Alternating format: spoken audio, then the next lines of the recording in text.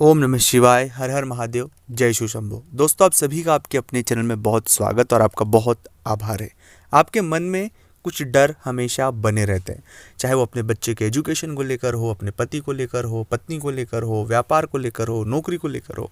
एक ऐसा डर जो सामान्य स्थिति से नहीं होता है, आपके मन में एक हमेशा भय। जब भी आप वो बात सोच लेते हैं तब आप खुद के मन में सहम जाते हैं। आपके मन में एक बहुत नकारात्मकता जगह बना लेती है। उस बात को सोचने के बाद आप उस बात से 2-3 दिन तक परेशान होते हैं, बहुत दिनों तक परेशान रहते हैं।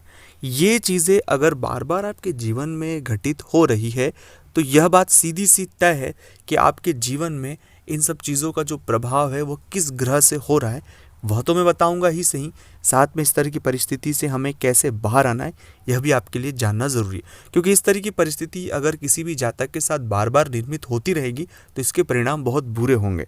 और जो हम मन में सोच रहे हैं, जो चीज़ें हैं, इससे हमारी योग्यताएं कम होती है, इससे हमारे कॉन्फिडेंस लेवल कम होता है, इससे जो चीज़ें हम सही करना चाहते हैं वो सही चीज़ें सही नहीं कर सकते।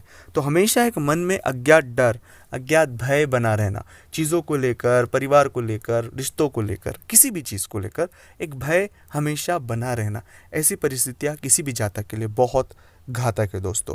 तो इस वीडियो में बहुत विस्तार से जानेंगे इस तरह की परिस्थितियों से कैसे हमें बाहर निकलना है, कौन से ग्रह इसके लिए दोषी होते हैं, कौन से ग्रहों के लिए हमें काम करना चाहिए, कौन से प्रयोग करना चाहिए कि इन परिस्थितियों से हम बहुत आसानी से बाहर आ जाएं।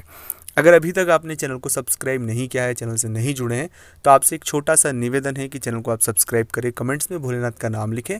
अगर आप चाहते हैं अपनी कुंडली का विश्लेषण करवाना, जीवन में कोई तकलीफ, परेशानी या कोई प्रश्न जिसके बारे में आप अपने बारे में जानना चाहते हैं, तो स्क्रीन पर नंबर चल रहे हैं, आप व्हाट्सएप पर अपॉइंटमेंट लेकर बात करें। उसका फीस शुल्क लागू है दोस्तों।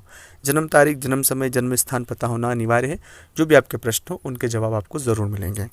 जब कभी भी ऐसी परिस्थितियाँ आपके साथ अगर निर्मित हो रही हैं, बार बार इस तरह का ज्ञात डर जो जीवन में बहुत हद तक आ रहा है, तो यह राहु और केतु की एक ऐसी जुगलबंदी है कि व्यक्ति को हमेशा भ्रम में रखती है।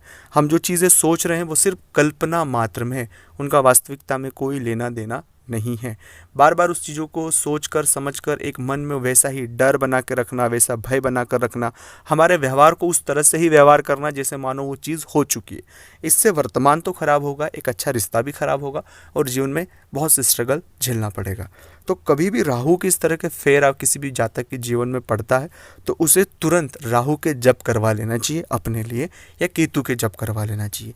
दूसरी बात है कि जितना हो सके उतना आप सोचने से बचे उस विषय को, क्योंकि जितना आप ज़्यादा सोचने की और उस विषय पर जाएंगे तो नकारात्मक ही सोचेंगे, अच्छा आप नहीं सोच पाओगे।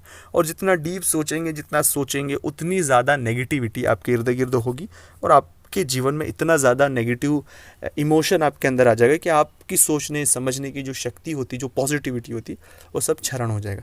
तो प्लीज़ ऐसा ना करें। ये राहु का बहुत माया जाल होता है जिसमें व्यक्ति एक भ्रमित जीवन जीता है, भ्रम में जीवन जीता है। तो भ्रम से बाहर निकले, सच के करीब रहें, सामान्य सी चीज़ों को यकीन करके आगे बढ़े। सामान्य जो चीज़ें होती उनको बस बेसिक्स पर रहें, आगे डीप थिंक ना करें। दूसरा है कि इस परिस्थिति के लिए गुरु मंत्र का जप भी बहुत इंपॉर्टेंट है। मैं हमेशा अपने हर वीडियो में ये बात कहता हूँ कि नहीं है तो नमः शिवाय का जाप आप अवश्य रूप से करें। अगर ऐसा फिर भी बार बार आप नहीं निकल पा रहे इस तरह की नेगेटिविटी से, तो आपको राम रक्षा स्तोत्र रोज नियमित पढ़ना चाहिए, उससे आपको बहुत फ़ायदा मिलेगा। तो ये प्रयोग करने से आपके जीवन में बहुत फ़ायदा मिलेगा। नमः शिवाय।